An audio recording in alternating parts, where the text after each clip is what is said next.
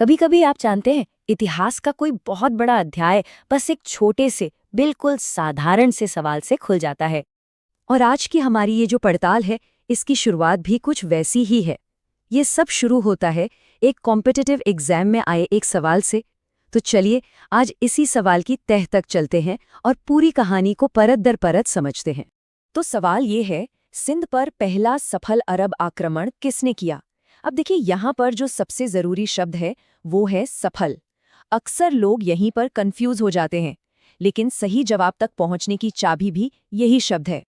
तो चलिए कहानी में थोड़ा पीछे चलते हैं, क्योंकि सही जवाब जानने से पहले हमें उस कोशिश के बारे में भी जानना होगा जो सफल नहीं हो पाई थी। ये बात है साल 636 ईस्वी की। इतिहास में सिंध पर पहले अरब हमले की ये पहली दर्ज की गई कोशिश थी। उस वक्त ये जो सैन्य अभियान था, ये खलीफा उमर के आदेश पर शुरू किया गया था। वो उस दौर के एक बहुत बड़े शासक थे और इस शुरुआती कोशिश के पीछे उन्हीं का हाथ था। लेकिन सबसे जरूरी बात क्या है? नतीजा। और नतीजा ये रहा कि ये हमला असफल रहा। तो जाहिर है ये हमारे उस सवाल का जवाब तो बिल्कुल नहीं हो सकता। अच्छा, अब आते हैं कहानी के उस हिस्से पर जिसने इस पूरे इलाके का इतिहास ही बदल कर रख दिया। अब बात करते हैं उस सफल आक्रमण की, जो हमारे सवाल का असली जवाब है। तो अब हम कहानी में लगभग 76 साल आगे बढ़ते हैं और पहुंचते हैं साल 712 ईस्वी में। ये वो साल था जिसने पूरी कहानी का रुख ही मोड़ दिया। और यही मिलता है हमारे सवाल का सीधा साधा जवाब। वो शख्स जिसने पहला सफल आक्रमण किया, वो था मोहम्मद बिन कासिम। यही वो नाम है जो इतिहास के पन्नों में दर्ज हो गया।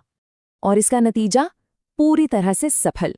इसी जीत ने सिंध में अरब शासन की नींव रखी और इतिहास को एक बिल्कुल नई दिशा दे दी। लेकिन देखिए, कोई भी बड़ी ऐतिहासिक घटना सिर्फ एक इंसान की कहानी नहीं होती। इसे ठीक से समझने के लिए हमें इसके सभी मुख्य किरदारों को जानना पड़ेगा। तो इस पूरी कहानी के कह सकते हैं 4 मेन एक्टर्स थे। सबसे पहले तो मोहम्मद बिन कासिम, जो इस सफल हमले के हीरो थे। फिर आते हैं अल हज्जाज, जो ईरान के गवर्नर थे।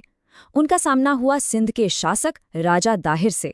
और हाँ, हमें खलीफा उमर को भी नहीं भूलना चाहिए, जिनके कहने पर पहली असफल कोशिश हुई थी। ये सब मिलकर ही इस घटना की पूरी तस्वीर बनाते हैं।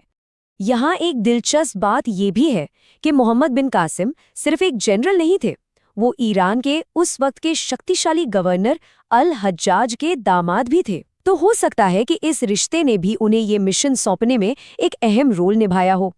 ठीक है, तो हमने पूरी कहानी को किरदारों के साथ समझ लिया है। अब आते हैं सबसे ज़रूरी बात पर कि इस पूरी बातचीत से हमें कौन सी खास बातें हैं जो याद रखनी है। तो इस पूरी कहानी का निचोड़ क्या है? बस ये 3 बातें। अगर सब कुछ भूल भी जाएं तो ये 3 चीज़ें याद रखिए। पहला, सफल आक्रमण का साल था 712 ईस्वी। दूसरा, इसका लीडर था मोहम्मद बिन कासिम। और तीसरा, उस वक्त सिंध पर राजा दाहे का शासन था। बस यही है इस सवाल का पूरा जवाब। और ये पूरी कहानी हमें एक बहुत ही दिलचस्प सवाल पर लाकर छोड़ देती है कि आखिर उन 76 सालों में ऐसा क्या बदल गया था कि 636 की कोशिश